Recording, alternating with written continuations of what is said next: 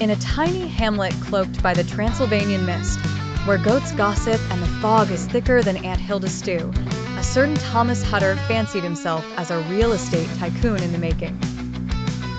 Equipped with a fervent zeal and questionable judgment, he planned to charm the elusive Count Orlok into buying a property. Little did he know he was signing himself up for a personal episode of a medieval horror show.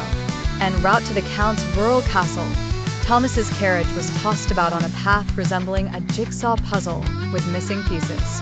His fellow travelers looked like they'd dropped out of a Gothic nightmare. "Cheer up, Thomas," they said, shortly before throwing him out near a haunted forest.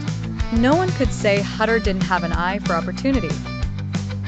Although in this case, a strong magnifying glass might have been helpful, given the thorough disrepair of the castle or the ominous bats drilling aerial patterns around it. Knocking on the fortress's door, he half expected the butler to answer giving away free garlic-scented candles as part of a welcome package. Instead, he met Count Orlok, who had a face like an afterthought and a demeanor colder than the fish soup served in Thomas's local tavern on Fridays.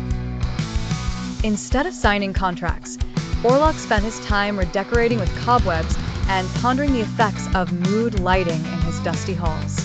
But despite a chilly reception, Thomas plowed on, because what could possibly go wrong, besides everything?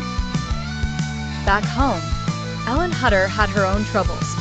She became suspect number one among her neighbors for the mysterious reduction in the local rat population.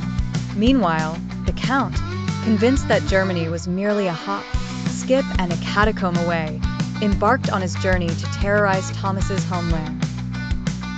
Alas, Nosferatu's travel consultancy did not include a ship brochure, which meant he packed more adders and contagion on board than he'd bargained for. Things at the Hutter household went from odd to paranormal when Ellen started keeping the curtains drawn and occasionally chanting in Aramaic. Thomas returned, quite convinced that as unfortunate holidays go, this counted as career worst. After tangling with red tape and teeth too numerous to be dental protagonists, Thomas found himself in a race against time.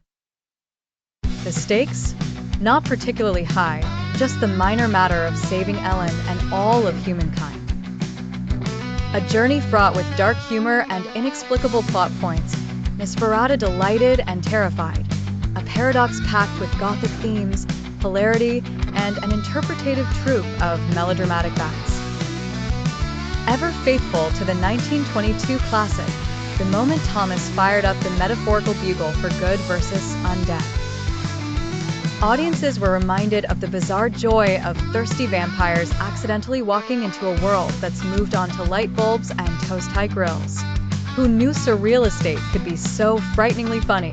Stay tuned for the sequel, Nosferatu 2, The Count Cooks Vegan. Critics are on tenterhooks, if only to discover whether vampires really can survive on kale, or if it turns them into overgrown nudes. Critics agree. Counts have never been so comical yet terrifying since Halloween last saw a Snickers bar disappear.